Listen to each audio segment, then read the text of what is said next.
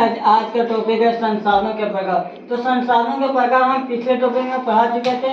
अब हम पढ़ना है पूरा डिटेल से कि चारों संसाधन को उत्पत्ति के आधार पर अजैव किसे कहते हैं। तो अगर वीडियो अच्छा लगा तो अंत तक जरूर देखिएगा।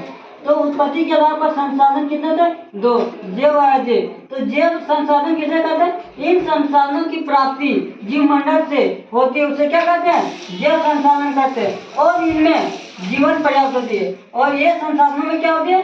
जीवन पर्याप्त होती है। उस जैसे मनुष्य, बिल्ली आदि। अब अजैव संसाधन किसे कहते हैं? तो वे सारे संसाधन जो निर्जीव वस्तुओं से मिलकर बनी होती है उसे क्या कहते हैं? अजैव संसाधन कहते हैं। जैसे चट्टान और धातुओं अजैव संसाधन के अंतर्गत आता है।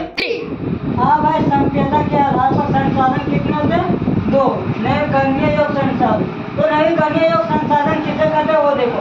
वे संसाधन जिसे भौतिक, रासायनिक या आंतरिक प्रक्रिया द्वारा नवीकृत या पुनः उत्पन्न किया जाता है। मतलब वे संसाधन को पुनः उपयोग मतलब नवीकरण मतलब निर्माण करके पुनः उपयोग किया जाता है।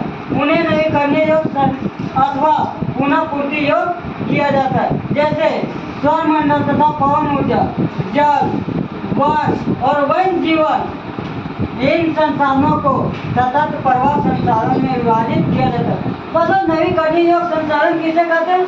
जो उसको पुनः उपयोग किया जाता है। वे संसाधन जो बन जाते हैं और बनने के बाद नष्ट हो जाते हैं और नष्ट होने के बाद फिर पुनः उसका उपयोग किया जाता है, उसे क्या कहते हैं? नवीकरणीय योग संसाधन कहते हैं। और यह नवीकरणीय संसाधन किसे कहते हैं? इसे बनने में लाखों वर्ष लग जाते हैं। मतलब ये संसाधन एक बार खत्म हो जाए तो ये संसाधन को बनने में लाखों वर्ष लग जाता है। इनमें से कुछ ऐसे संसाधन होते हैं जो धातु में पुनः चक्रीय किया जाता है। मतलब ये संसाधन को पुनः चक्रीय किया जा सकता है।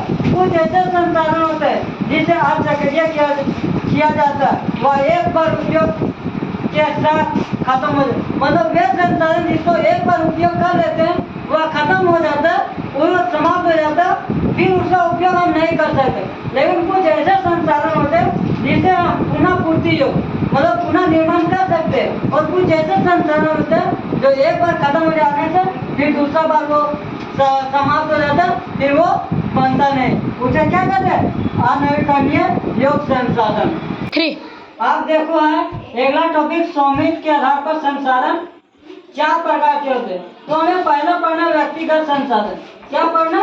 व्यक्तिगत संसाधन। तो संसाधन निजी व्यक्तियों के स्वामित्व में भी होते, मतलब ये केवल निजी के पास होता है, ये केवल एक ही व्यक्ति के पास होगा। बहुत से किसानों के पास सरकार द्वारा या गठित भूमि होती है, मतलब अपना भूमि होता है सरकार के द्वारा, जिसके बदले में वे सरकार को लगान चुकाना पड़ता है। और जिसके बदले में सरकार को क्या करना पड़ता है? लगान चुकाना पड़ता है। गांव में बहुत से लोगों भूमि के स्वामी भी होते हैं। अब गांव के जो बहुत से किसान होते हैं वो अपना भूमि होता है और बहुत से लोगों भूमिहीन होते हैं। और बहुत से लोगों के पास क्या होता है? अपने भूमि होते हैं। शहरों में लोग भूखंड, घरों और अन्य जायदाद के मालिकों होते हैं। बाग, चारागाह, तालाब और कुएं का जल आदि संसाधनों के निजी स्वामित्व के कुछ उदाहरण। अब देखो इसका उदाहरण क्या? अपने के पास क्या होता है, मतलब व्यक्ति के पास क्या क्या हो सकता है?